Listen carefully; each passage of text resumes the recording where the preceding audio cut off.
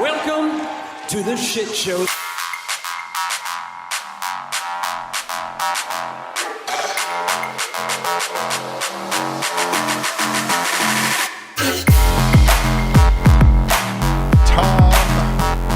That's you over there, Tom.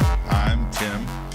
We were just having a wonderful conversation about 14-year-olds playing soccer. I don't know how we got there, but Tom is not a fan. Tom is not a fan of 14-year-olds playing soccer in Major League Soccer, at least. Yeah, well, yeah, here's the thing. Yeah, 14-year-olds can always play soccer if they want. That's all fine. But miss me with the best athletes in the world when fucking 14-year-olds are also doing it with you, right? You ever seen a 14-year-old try to tackle fucking Derrick Henry? No. You ever seen a 14-year-old try to hit a fucking fastball from Paul Skeens? No. You ever saw a 14-year-old try to take a 14-year-old Shaq might have been able to throw down. You know what I mean? No. Might have been able to throw down. No. Justin Flores in the chat. He says, "What up, boys? Took a break from college football 25 to say what's up, and what a blessing that has returned to our lives." College football, EA Sports. I've been playing a bit of that, here and there. I haven't gotten too deep into it yet, but definitely have a dynasty going. Of course, I'm super excited. Who's your dynasty with? You know who the dynasty is? North Texas. It's Kansas State. Oh, no. That's not what I meant to say. Have you started your, whatever the fuck it's called, your personal player thing? Oh, that like Road to Glory or whatever it is? Yeah, is that what it's called? No, I have not done that yet. No, I haven't done that yet. Nope. That's fun. I started that. Mm-hmm. I started that. As always, every created character I've ever made in any video game is Jimi Hendrix. And Jimi Hendrix is a scrambling quarterback. Like Jimi Hendrix? Oh yeah. Yeah, I've got it almost down pat to like the settings and stuff. But the Jimi Hendrix scrambling quarterback is your second stringer. I've only done 1 week at Northwestern. So nice. Should be fun. Mm-hmm. Should be fun. Nice. I also did realignment. You can I know. Well, you can do some realignment. I fucking realigned all that shit to where it should be. Fucking Arizona's in the Big 12. No, you're not. Get the fuck out of here. Utah? No, you're not. Iowa's in the Big 10? No, you're not. I fucking put all the shit regionally. Yeah. Mm-hmm. Nebraska plays Missouri. Nebraska if they could go back to that somehow, but that would involve them all getting involved in some profit sharing, and boy, they're never going to agree to that. Nobody ever wants to agree to that, especially around these parts. But Tom. Well, they think it's fucking stupid if they allow you to realign it in the game. Yeah, exactly. Yeah. They're telling you whatever you want. Yeah, look, if you hate this, it's your world. It's your universe. We do too. I've missed College Football 25. I'm excited about that. I'm also excited about All Elite Wrap-Up because we finished AEW Dynamite tonight. Before we get into that, we encourage you, if you're in the chat like Justin Floor did, talk to us as we're going to talk about Dynamite, maybe some other AEW things from Collision and whatnot. Talk to us. Talk to us in the chat. You can also talk to us retroactively. You can hit us up on threads when Tom is live threading at all_elite_wrap-up throughout the shows, right? Engage with Tom. He's a fun talk. And then you can find us allelitewrapup.com. Send us an email, aewrapup@gmail.com, right? You can type it out, send us an audio call, video call, whatever. Talk about some stuff. Maybe we'll play it here. So, Tom, anything interesting going on in your life before we dig into what was Dynamite? You got some cool, you gonna? Oh man, the Major League. No, I didn't do anything. It's been baseball season. Major League Baseball. What a fucking treat it was to see 3 Royals on the field at the same time in the MLB All-Star Game, and then it started with Cole Reagans, and then Seth Lugo pitched right after him. So you had consecutive Royal pitchers in the MLB All-Star Game, along with Salvador Perez and Bobby Witt Jr. Come on, the future's bright. Although I will say, our record's not good, and it's a little bit of stars and scrubs. You know what I mean? Like, we've got the best baseball player in the world. We have arguably the second or third best catcher in the world. We got 2 aces. One could be a Cy Young Award winner. And that's it. But one of them's going to be the World Series MVP this year. I sure hope so. Yeah. Because the Phillies are fucking good, man. The Phillies are really good. But Philadelphia. No, they're good. Bryce Harper, Trey Turner. They had 6 fucking All-Stars. God damn. Yeah, but at some point, having to live in Philadelphia grates on you, and it has to reduce your ability to function in life. Secret Time. I love Philadelphia. Oh, I know. want I've to never move there. been. I'm sure it's fun. It's a fine Oh, city. oh, I love it. So Never here's the been. thing. I have, and I told Emily, I was like, "Hey, can we move here?" And she's like, "No." I was like, "Please," because like one, architecturally, Yeah. I have a soft spot for exposed brick. Bricks are everywhere. Two, I love American history. Ha, Philadelphia, our First Nations capital, Just a it's little bit fucking of everything. American history Yeah, there. Yeah. all that.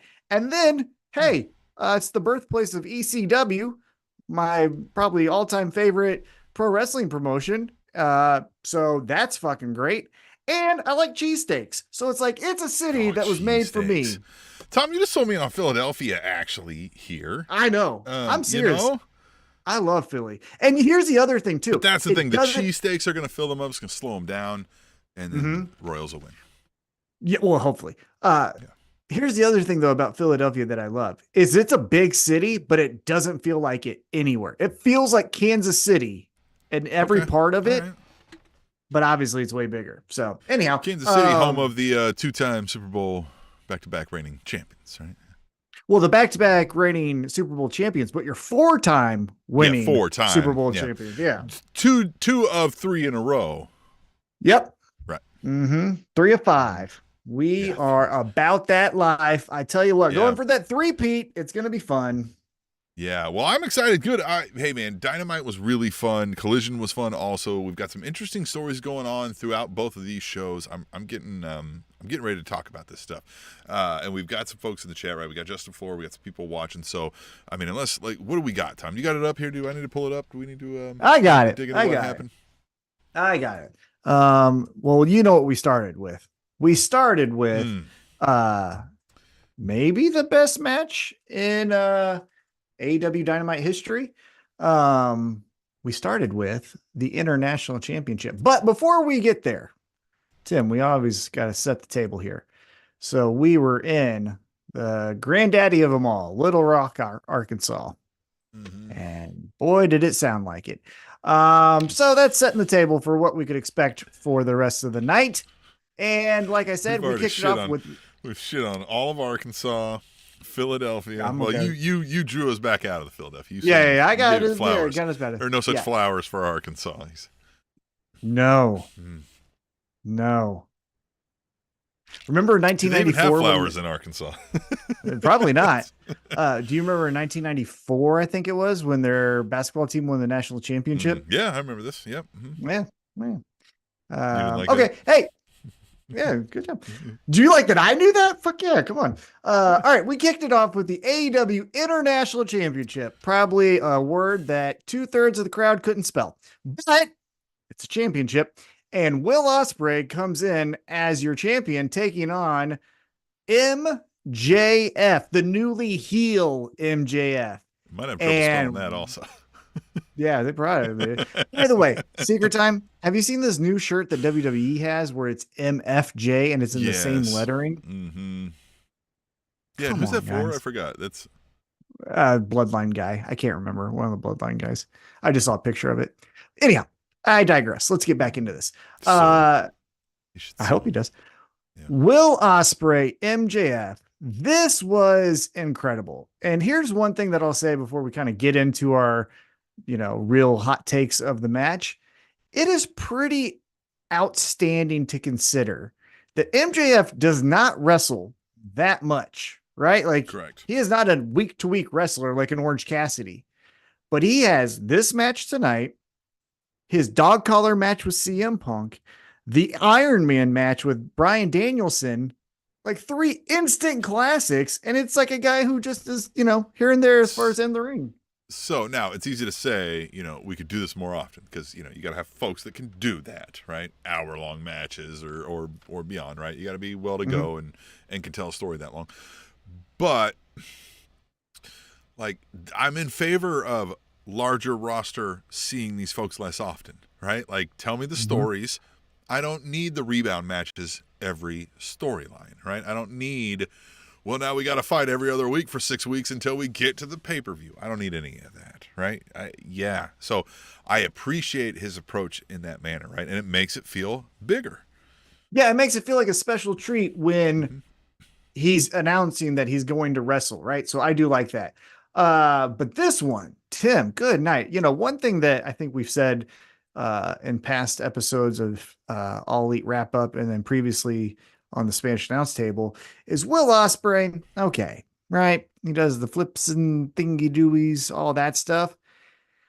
But come on, is he really the best wrestler in the world? And I'm still not going to say he is the best wrestler in the world because to me, there is more to being a great pro wrestler than wrestling.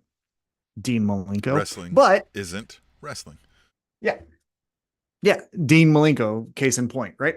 But man, he's having some bangers. Bret Hart, case in point. Well, Bret Hart wasn't even that really good. Anyhow, but this is a case that I have to eat crow on because we got this match tonight. We've got the Bryan Danielson match that we watched at Dynasty. We've got the Kenny Omega match that he did in AEW. Also did the New Japan one, but the AEW one. So, man, he is just proving me wrong at every step of the way. And also, I will give him credit. His promos, although they're not one-liners or, rewatchables, are passable. They are good. They're believable. They get me to the next point in the story. So I will say that about him as well. But Tim, what'd you think of this whole thing? I don't want to go hold for hold, but what'd you think of the whole thing, the finish, all of that? We're going to break down this entire hour-long match. We are not. Each twist and turn, and we're going to go into an in-depth conversation about what the story... Okay. Yes. Big fight feel. I was like, all right, let's do this. Let's go. And I had, again, I'll jump back and forth. I had no indication in my mind that MJF walks out here with a title, right? So I kind of didn't think I was going to get a major twist and turn, right, as it were, in my mind. So sitting down watching the match, they never said, though, here, right, like, hey, tonight, 60-man Iron Man match or anything like that, right? So you're just thinking it's a match. And it starts to go for a while. And at one point, I was like, God, these guys have been going for 30 minutes, man. And little did I know, right? Little did I know we were in for a long haul, right? And they did fine, right? There was never a point where I was like, speed it up, let's go, or anything like that, right? I don't know that I came away feeling like this is the greatest match of all time or anything like that. I thought it was really damn good, and I thought they performed really well. But I don't know. I could have lived with it being 30 when I first was like, man, these guys have been going a long time, right? But the ending shocked me, right? I did not think MJF gets pinned, gets a win, and heals it up, obviously. We expect that, but yeah. Breeze. I will say this. Hey, what's up, man? A Breezy. That's right. It's Breezy. You remember Breezy? Yeah, this match was wild. I'm shocked it went for as long as it did. Yeah. Iron Man 2.0. I agree. Here's where I will, again, hindsight's 2020. I would push back just a touch. If you said it's a 30-minute match, right? 30-minute time limit, we could have done all the same things because they got to all the stuff pretty quick, right? Ospreay's shoulder, Ospreay's knee, because he tried to throw him in there. MJF and the injuries that he sustained throughout the match. Like, we got to that stuff within 10 to 15 minutes, right? So it was pretty great. But with its 2-hour show, I felt like other things were kind of like, get through it. Okay. Like, we'll get to it in a minute, but like, Mercedes, get in and get out. Okay. Come on, Mercedes, do your thing. Like, we could have had other things breathe a little bit and still got the story in 30 minutes instead of an hour. I will say what I did like about this, though, was the idea that the commentators started to tell you, oh man, they've got 1 minute left is what's going to happen. Should Ospreay go for the draw? And, talking in those kind of manners, getting you conditioned to where, okay, well, we've seen MJF, Adam Cole, we've seen Danielson, Omega, we've seen Danielson, Hangman. It's probably going to be one of those. And the timing, impeccable to get the ref bump, to get MJF to grab the ring, hit him in the head, have him fall. Ref gets up in time, looks at the clock, and counts to 3. 2 seconds. Obviously, you would have wanted 1, but that's splitting hairs. But we're done. MJF is your new champion. I, like you, would say that was not an outcome I was expecting. I was expecting Daniel Garcia run in to cost this match to make it a schmoz, something like that. Because throughout the match, MJF is talking shit on Daniel Garcia, right? He's doing the Yeah. dance. He's saying, hey, Danny, remember how that felt? All the things like that. So I thought that's where we were going to go, but we're not. So, Tim, I will say, get your magic 8 ball out. MJF is your new international champion. Will Ospreay suffers his first loss this year on AEW or in AEW Dynamite.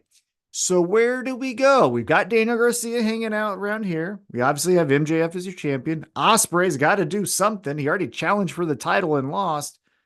Where do you think we're going here? Yeah, man,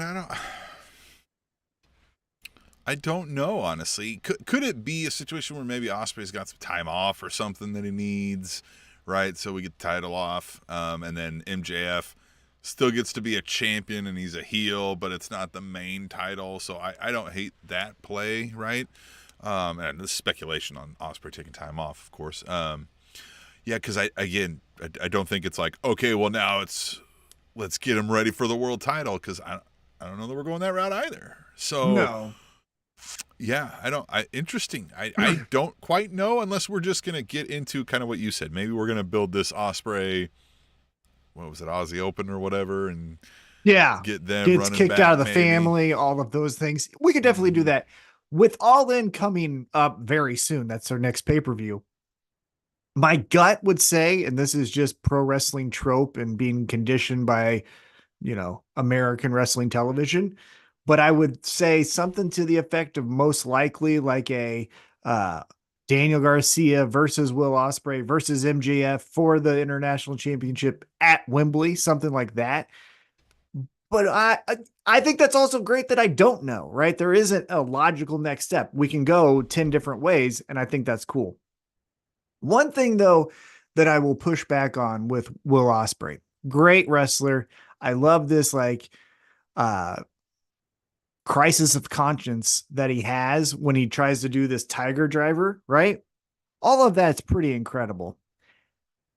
However, is it that detrimental when Bryan Danielson is going to the pay-per-view challenging for the championship? You get what I'm saying? Like, Yeah. obviously it wasn't that earth shattering because now he might be the next champ, right? He's facing Swerve he won a tournament and might be facing Swerve at the next paper, or be making him the next champion at the next pay-per-view. So maybe do the Tiger Driver because it didn't kill him. Obviously it didn't kill him. Yeah. I was that part did. I forgot about that, right? It kind of messed with me a little bit. I was like, why did we, unless they're going to lean into him about it, right? Don Callis leans into him about, so you should have done the move, you stupid idiot, or whatever, right? Or something, or somebody, or plays with him. But yeah, it felt like we built that up for it to not really mean much, ultimately. I mean, was able to get, the win after it, but like, yeah, you should have, all these moves could kill somebody. Like, this is a weird, right? Like, I don't know. Yeah, and I was saying this earlier. I was actually texting back and forth with Justin during the show. They need to stop AEW. That is, this whole ref comes into the ring and checks on the wrestler. If the wrestler needs medical attention, then it's over. Then we're done. Yeah, you don't get to then be like, take two, because if you incapacitate your opponent, you cover him or make him submit, and you win. This whole like, wait a minute, we're going too far. Oh, really? Then don't let them do the Styles Clash on the apron, right? Like, it's this too much of like, well, we're gonna push the limits all the way, but if we go too far, then the doctor has to come in. No, that ain't how wrestling works. Well, yeah. I remember one time hearing somebody, and it always sticks in my mind. They were talking about concussion angles. They're like, yeah, the name of the game is knocking somebody out for 3 seconds. Yeah. You know what that is? That's a concussion, my dude. Right? Like, I don't know what you're... Anyway.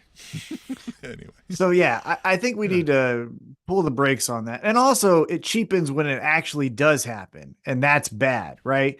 If you recall when John Moxley inadvertently knocked out Hangman in their match in Cincinnati, and we're like, oh, is that a work? And it's like, no, he's leaving on a stretcher legitimately. he's unconscious. Like, Yeah. so kind of, oh, it's a work, brother. And it's like, can you fucking have some humanity? No, it's not. Okay.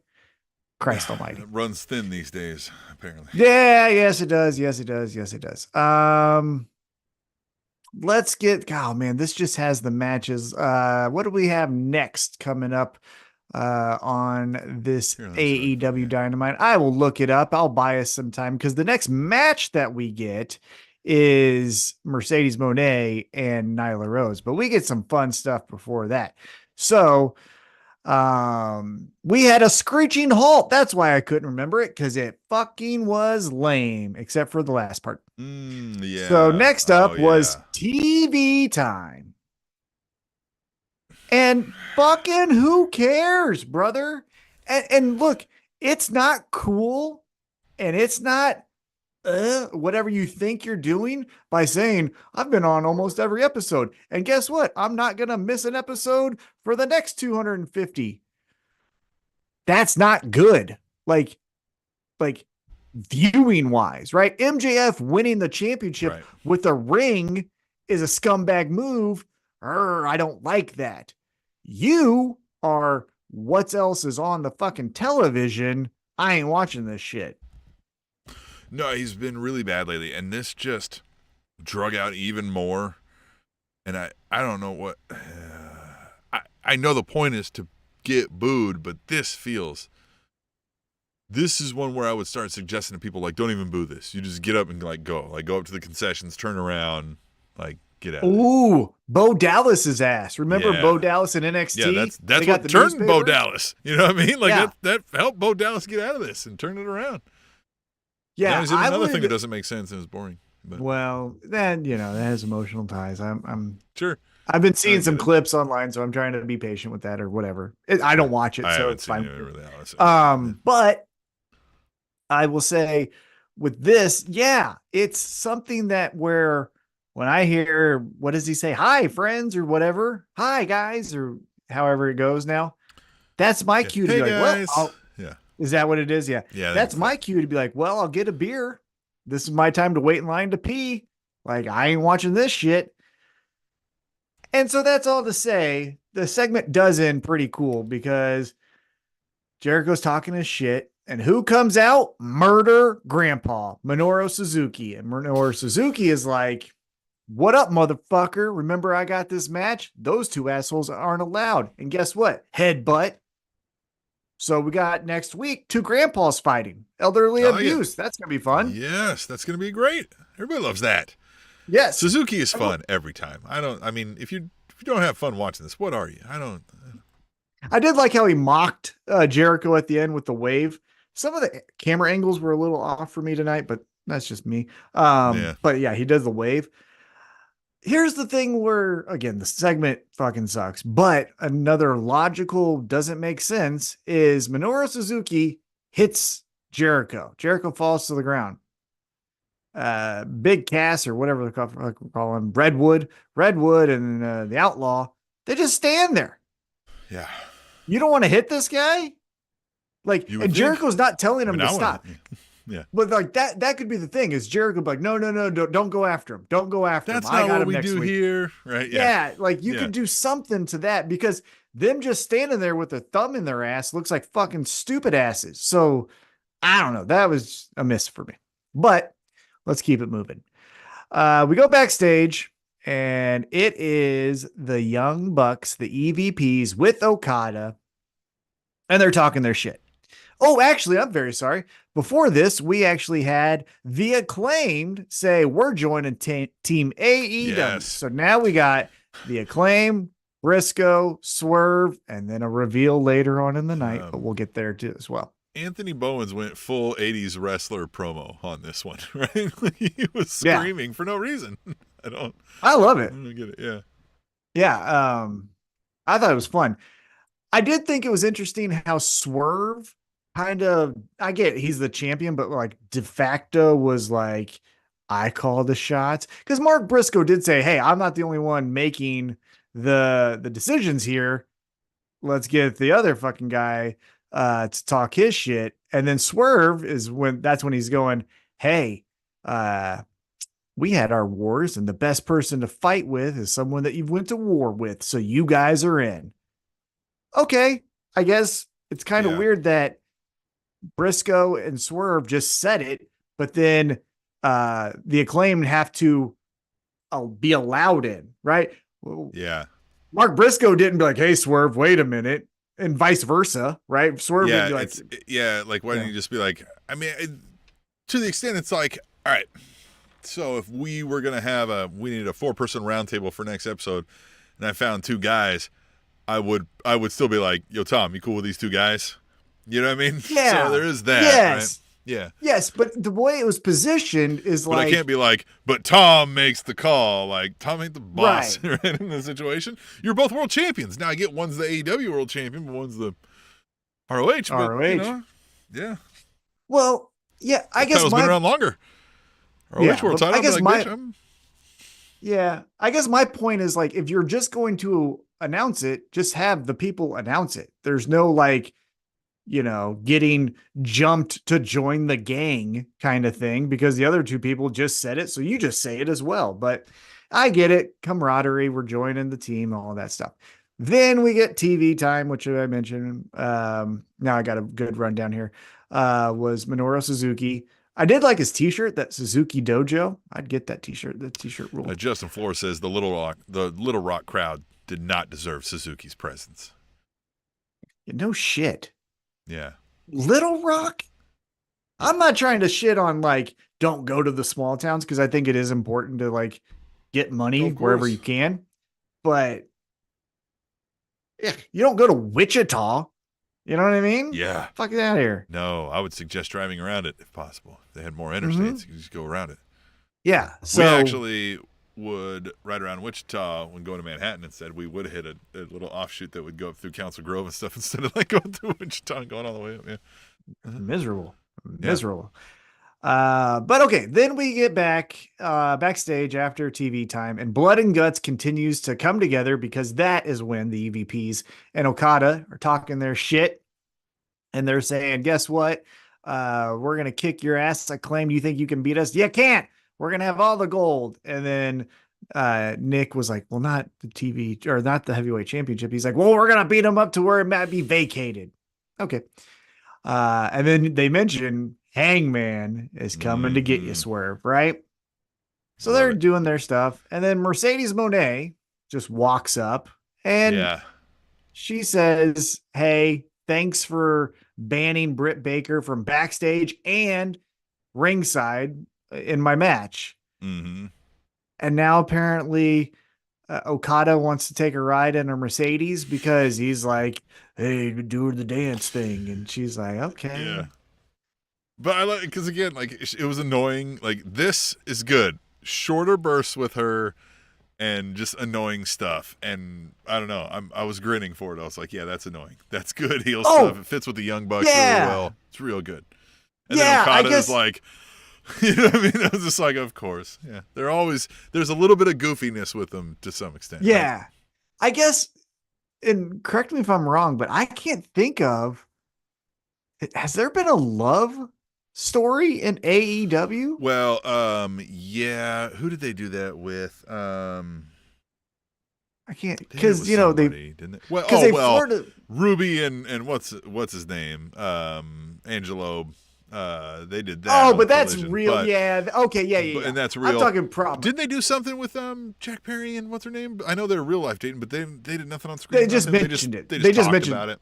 Yeah.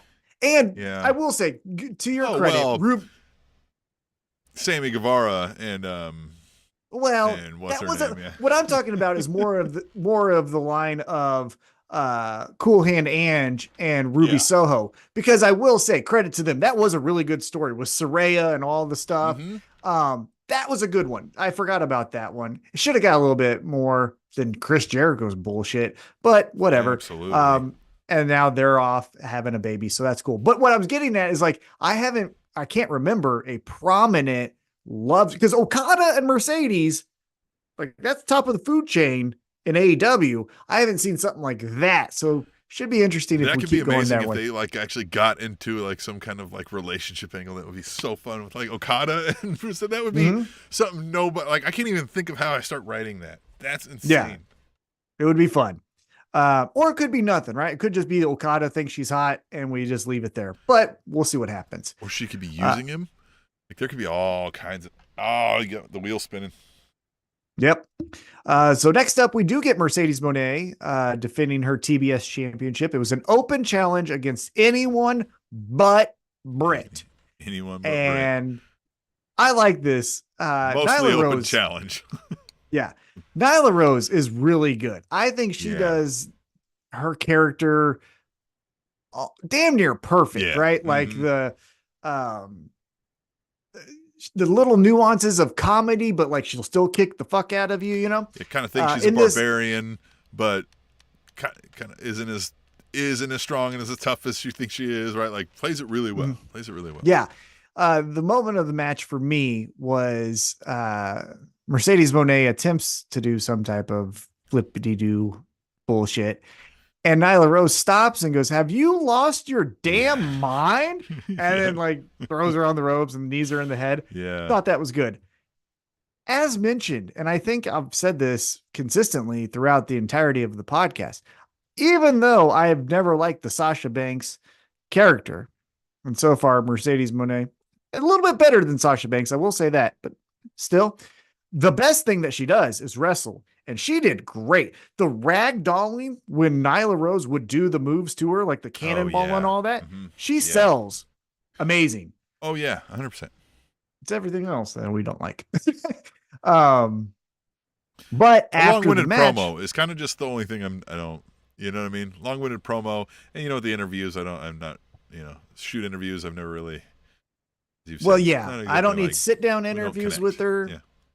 I don't need long form promos. I don't need multiple segments. One's good for me.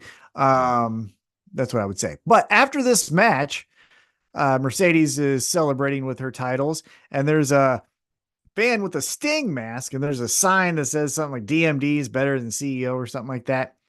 And Mercedes is like, "You fucking bullshit," And then she looks at the Sting fan, which fucking chef's kiss to use the Sting mask. That is so consistent forever. It's got to be a Sting mask for everyone. Because I think that's what Jack Perry did too, right? Like I think he was so. Wearing the Sting mask too. Yeah, but for the it wasn't obviously Sting, but for the Sting to reveal it's Sting was amazing. You didn't know that. Yeah. It could have been Sting. True. You don't know that, but it was. But tonight it was the Doctor. Britt Baker, DMD, she jumps the things. We're going to get in a fight. Cool. It's good to see Britt Baker get a one-up on Mercedes Moné. When you say, and it got back into the where Britt Baker's kicking your ass and laughing about it, right? That's kind of the feel I got, right? Like Britt Baker got one over on you, now you're running away, and the whole time she was just kind of like, "What a dumb bitch," right? Like smile on her face, like time's coming. And gets to look tough while Mercedes doesn't look entirely like worthless, right? But and it makes it and still play the heel. Yeah, and it makes sense that she would be caught off guard, right? A fan attacking her is not something she expects, so it's not like she looks stupid. So yeah, credit to the segment how it ended. I did like that. Then we get into what I thought was confusing. I want your opinion on this. We go backstage and Jack Perry's there and he's like, "Darby, if you wanted my attention, you could have just said it. I don't know why you thought I cared about Brandon Cutler," and just like fucking yeets his ass through some doors. Yeah. Well, so what he said was, he said, "You're asking me, how could I do this?" And he's like, "But the better question is, do you think I give a shit about Brandon Cutler?" And then just, I'll do it again, bitch. So I kind of like that. I was going to try to steal that for a sound clip, but I didn't run into time for it. Yeah. You think I give a shit? I guess the thing that I would have said is the EVPs don't care. Like, I know they think he's shit, but like they still want him around to like hit record and stuff. So I don't know. So here's where we could have built something for long term for Brandon. It could have been like, how could I do this to Brandon Cutler? You don't even care about Brandon Cutler. You left him alone back here and then grab him. He's all beat up, right? And throw him again and be like, like nobody cares about Brandon Cutler. You know what I mean? Like, and then just walk off, right? And then we just leave that for a while, right? Get that? Maybe we throw in a couple times over the years that nobody cares about Brandon Cutler. And then we get it. Yeah. 2032, Brandon Cutler challenges for the championship. Yeah, he's gonna take on. That's a long time away. Trump. All right. If we make it that far. Yeah. If humanity's around still, then yeah. After this, we get the explanation for Mariah May, and this is where Little Rock, your Green Bay. That's a way back callback. What the? Mariah May. Yeah. Mariah May fucking kills it here. And these assholes, one small pocket of them doing the what chant, which you inbreds, Christ almighty, sound dumber by doing that at any setting. You're a fucking idiot. And then two, in this, it was fucking great. Because what I liked about it is she said, hey, you saw this coming.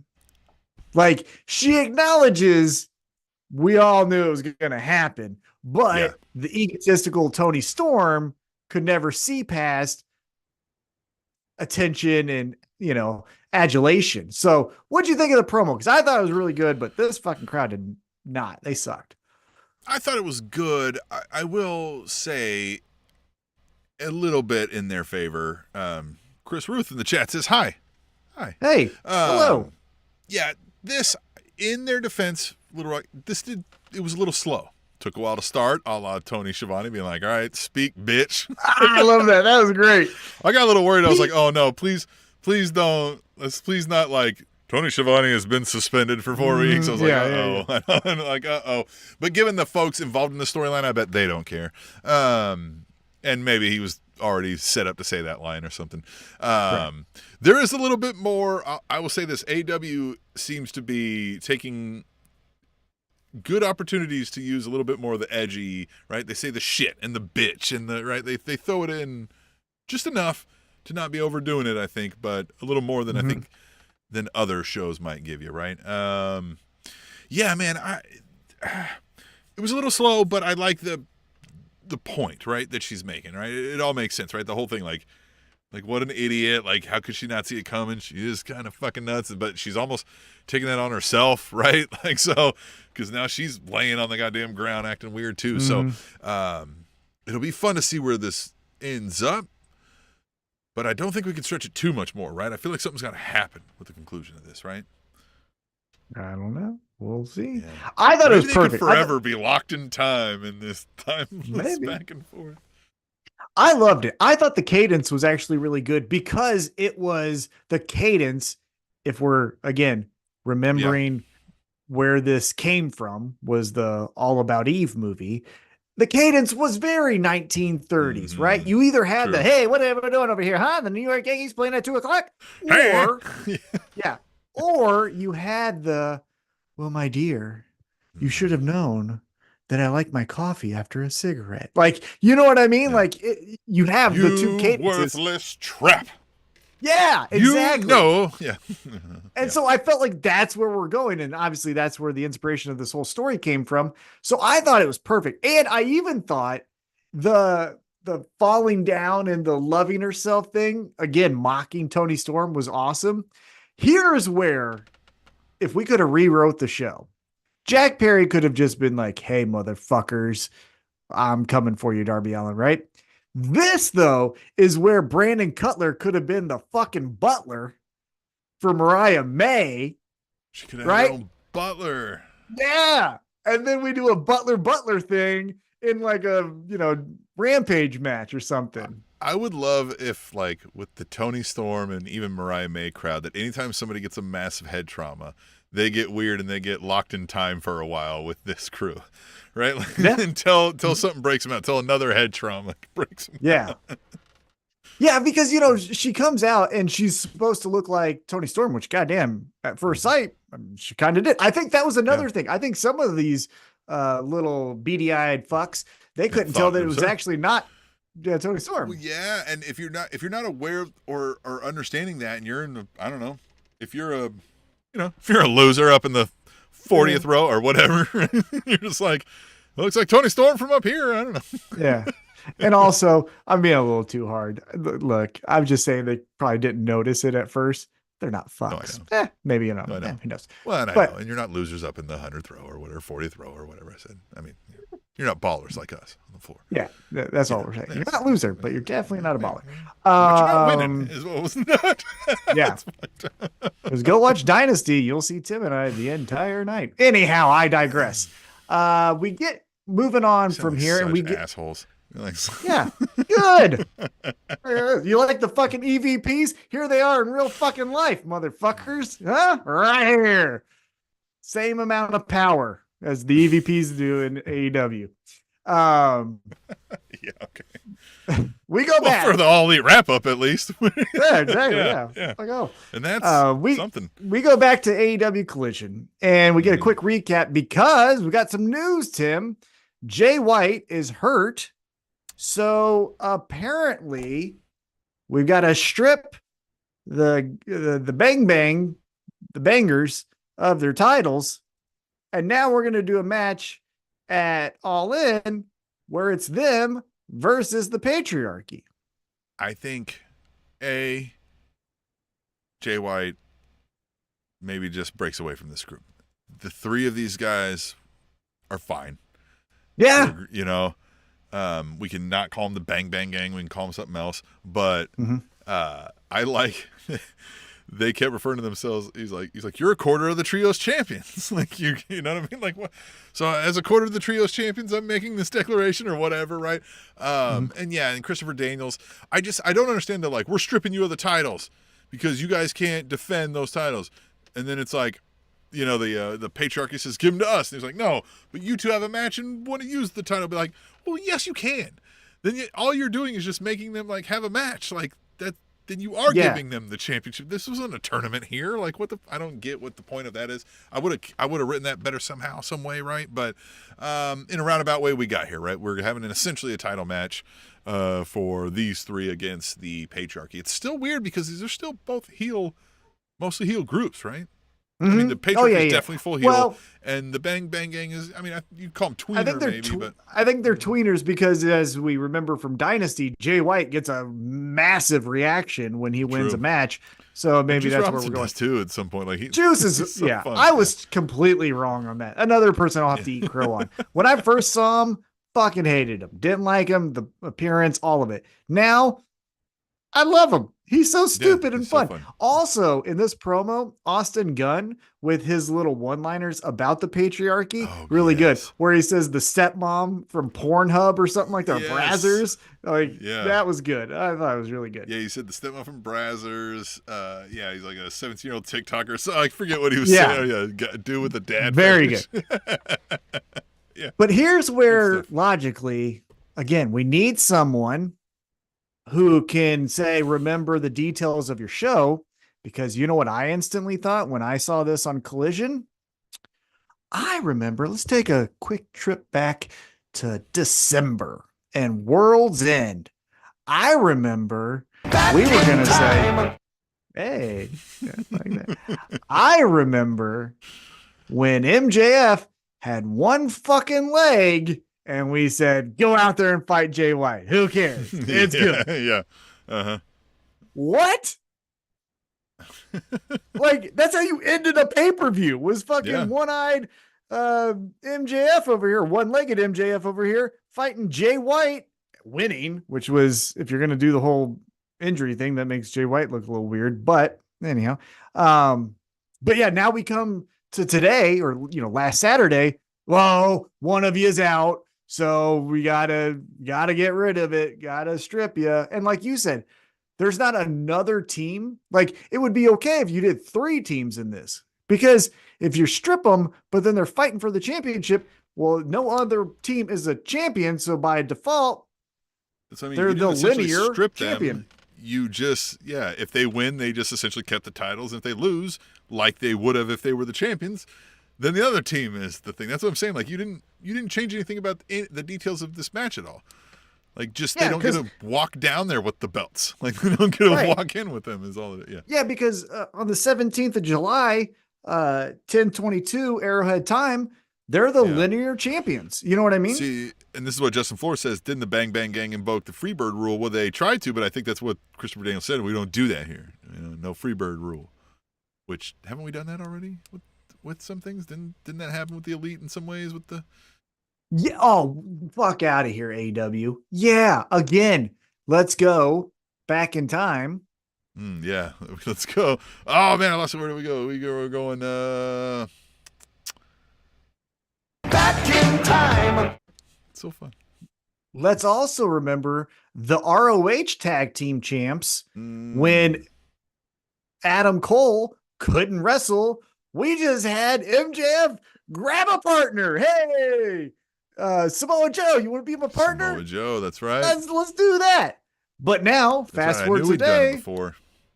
Yeah, it just, what are we new rule. Fuck it. New rule.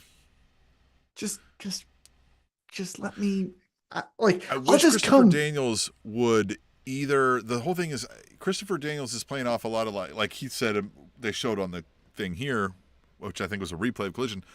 He's like, I get it. I think it's unfair. I don't want to do this. No, Christopher Daniels, I need to be like, no, I'm in charge, and I think your idea sucks. Give me the belts, right? Or be coming with, hey, Tony Khan says, right? Like, Tony Khan said, and they'll be like, fuck Tony Khan, and be like, no, we don't say that here, right? Like, or something, right? Like, give me a somebody here that's making these declarations. But all I'm saying, AEW, hire a gentleman like myself. It could be Tom. Well, and I could just go, hey, so December, we kind of fucked ourselves if we're going to go this route. Yeah. So maybe we don't. Yeah. And they'd be like, oh, good job. Way to catch us in a logical flaw. And I'm like, oh, thank you so much. Hey, by the way, is that how it usually goes? Off.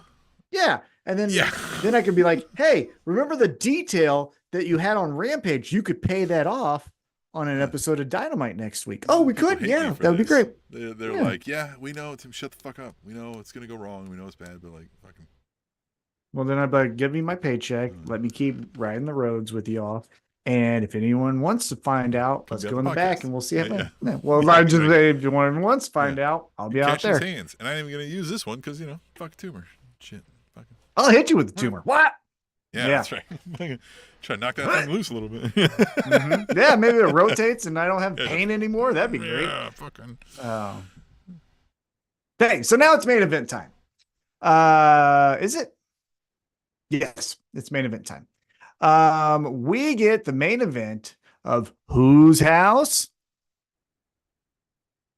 Swerve Strickland versus Okada. Look at this. I got all the things. Yeah, you got I got all the things. And this was fun. First time matchup. I always like just the visual of the first time matchup, right? So this was the first time Swerve and Okada have been in the same ring in a wrestling match. That was fun right there. What did you think of the match, the start, all the fun stuff of this? Yeah, I mean, I didn't think anything noteworthy, at least, right? And other than like, just these big stars, and we get in a match here. So I wasn't like enthralled by like, oh my God, again, I'm not a dream match guy or anything like that, right? Interested to see where we went, right? And again, this is champion versus champion, right? But as I understand it, no titles on the line, right? This is just bragging, just champion versus champion, but neither one wants to be brave and put it on the line. All right, so that's kind of where I was at. I was like, all right, so all right. So I almost was just like, what's going to happen here, right? I was looking for a storyline element more so than, right, what's the match going to be? Well, here's another 2 cents I have for AEW, and obviously it's a podcast, so that's what kind of we do here. But we get to the end. What is again, back your 2 cents adjusted for inflation? What is that today? In about 8 months, it's going to be worth fucking a penny. Well. That dollar bill going down. Anyhow, it might just be 4 months. Yeah, maybe quick. But I hope not. Anyhow, we won't go down that route. Remember for the therapists. Well, I talked to him today. Remember, ladies and gentlemen, the asteroid is up there. It's not in front of your face, so you still have time to remember that currently you are safe. That was what I always remember. It's not here.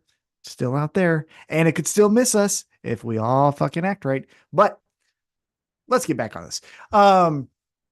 Here's what I would say We know about how to act AEW where right they anymore. need Anyway. this is where they need to either do it or fucking get rid of it.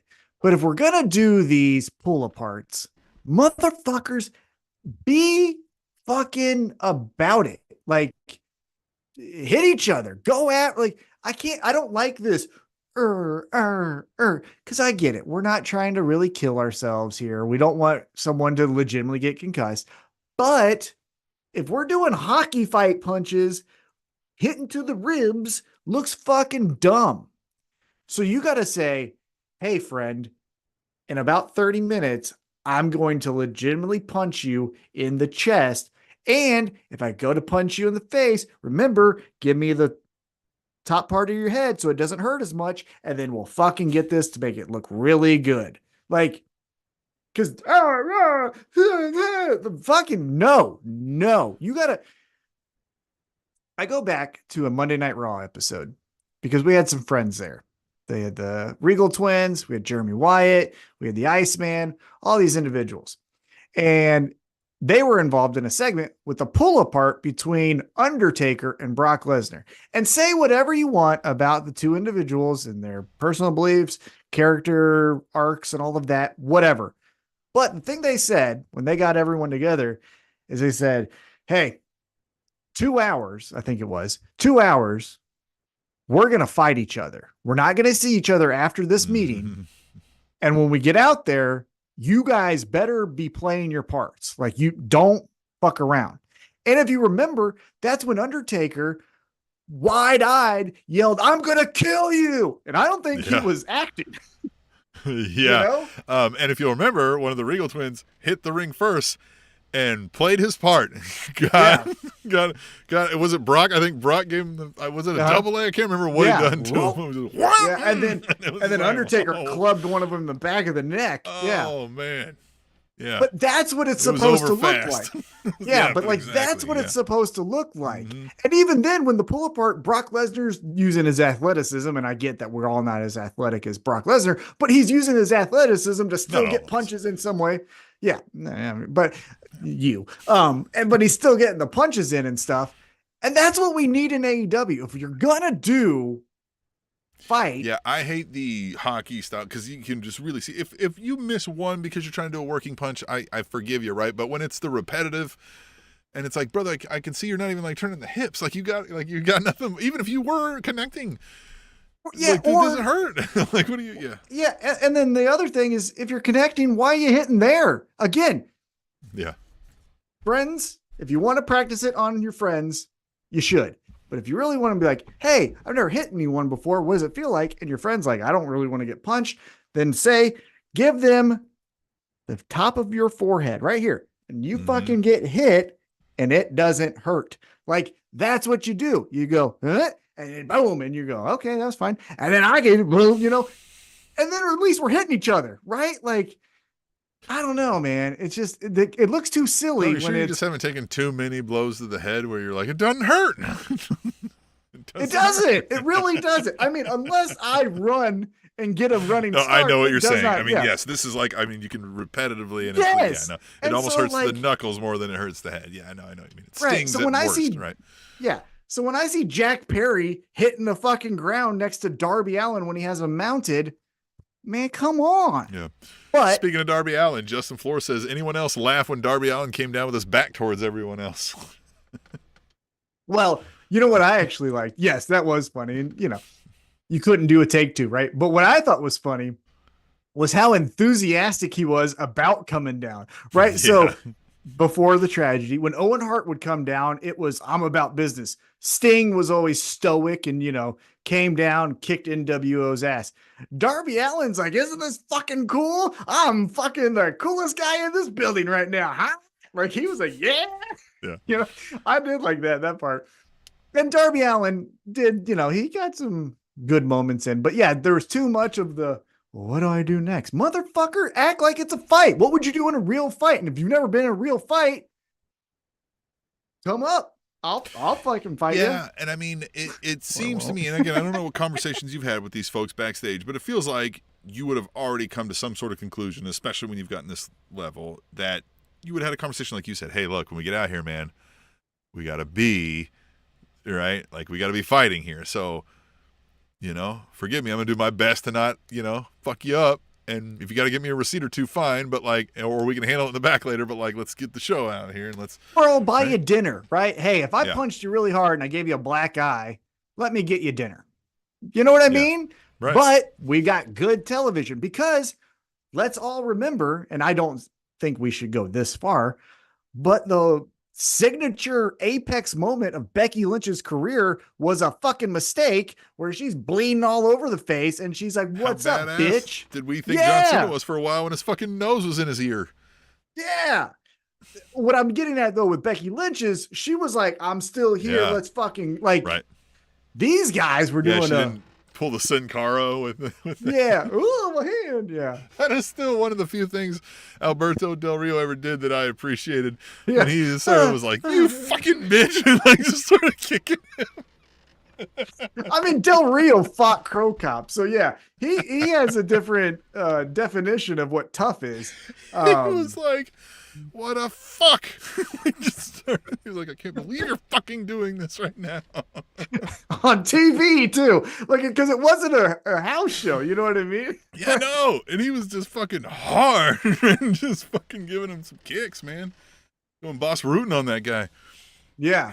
Yeah, that was a good moment. But yeah, I need a little bit of that. So we wrap up AEW Dynamite with the completed teams. Team AEW consisting of Swerve Strickland, Briscoe, the Acclaimed, Darby versus the Elite plus Hangman. I'm so sorry. I forgot the coolest moment of this whole night because I was so stuck on the bad the fake fighting was, which I know it's fake fighting, but you know what I'm saying.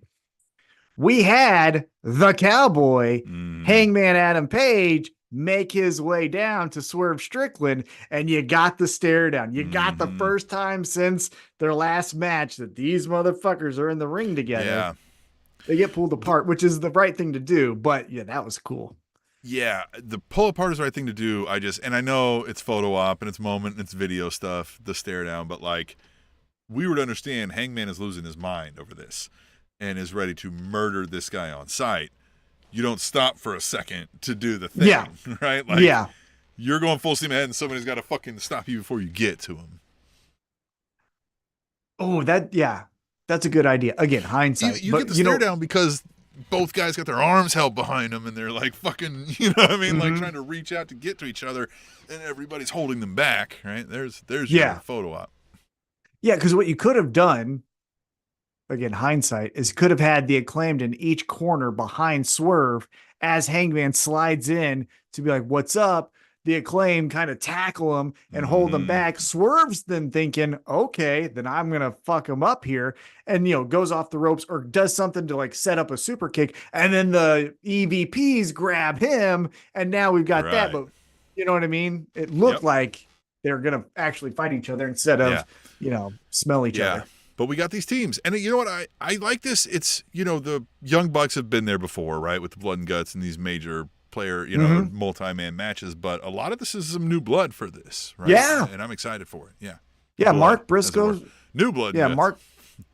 Because Mark Briscoe's obviously done, hardcore type matches. Right. Mm-hmm. Well, yeah. His dog collar match with his brother against FTR, one of them. But yeah, we got Weren't Swerve. They in something? Didn't they get involved in one of these kind of matches? Am I No, I was thinking of LAX. Yep. Oh yeah, LAX did one of these blood and guts or something like that. I was thinking I was thinking you were talking about old school Team CZW versus Team ROH had Adam Pearce, Samoa Joe, Danielson. The match? It was the double ring match, right? Where War Games. They were on a team. Yeah, it was War Games, I think. Whatever they call it there. What do they call it? That one. Yeah. Yeah, Art of War Games or whatever the fuck they called it or something, right? Or whatever. Yeah, because Hernandez, Hernandez yeeted fucking Homicide, and he's like a missile. Yeah, I do remember that.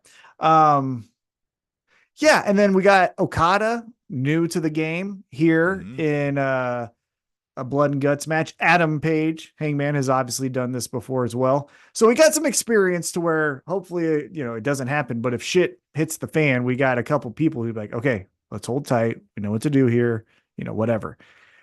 My question was, we're doing this next week, right?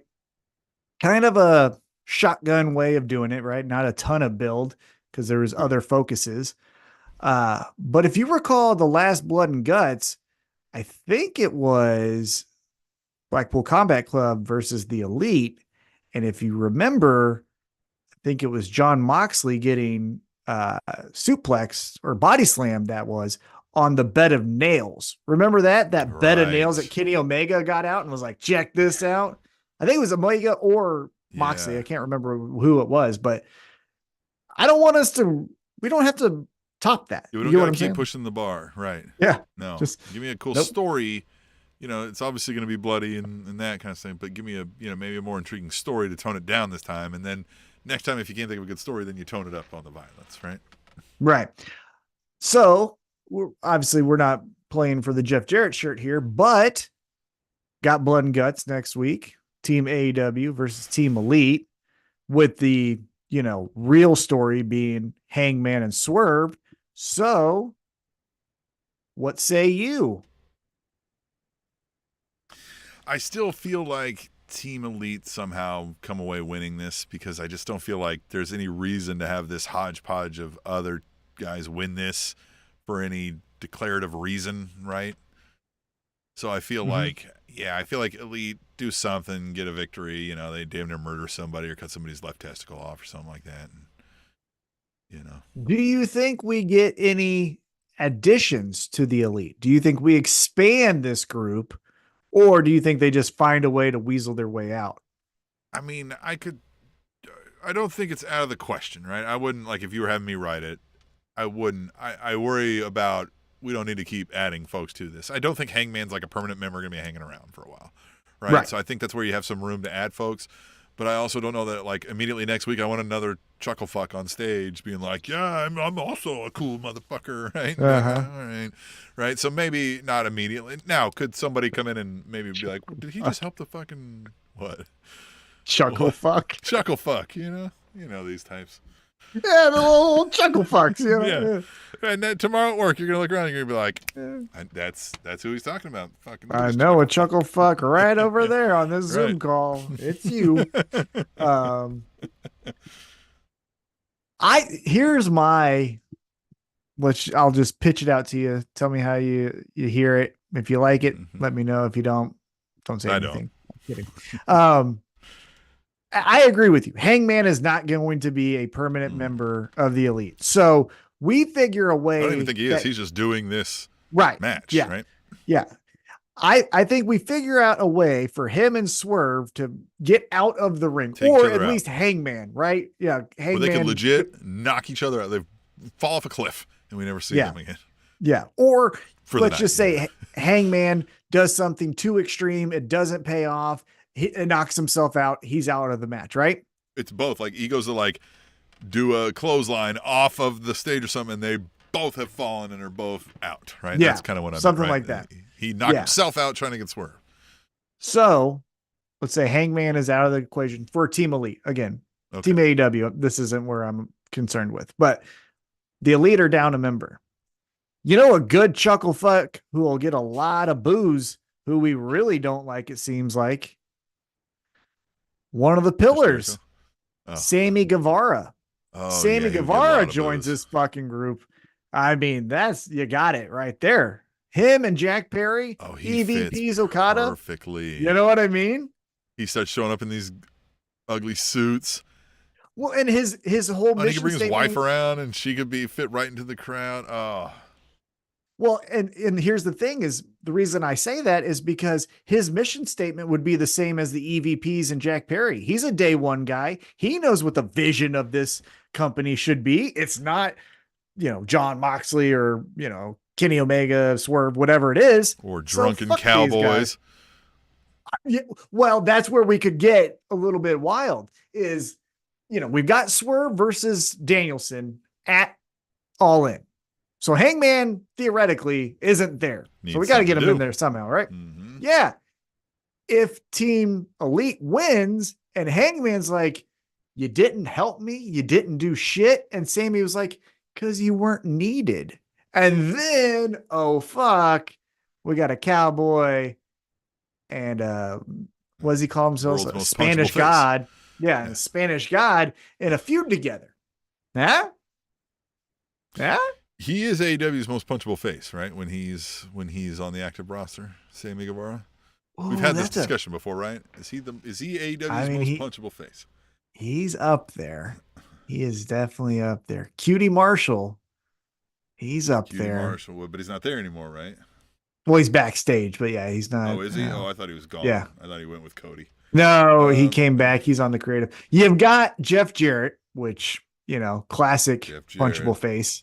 But you kind of feel bad because it might be a senior citizen. So, who else is a good punchable face? Sammy Guevara. Mustache on your knuckles, and you don't want to. Yeah, Sammy Guevara is a really good pick.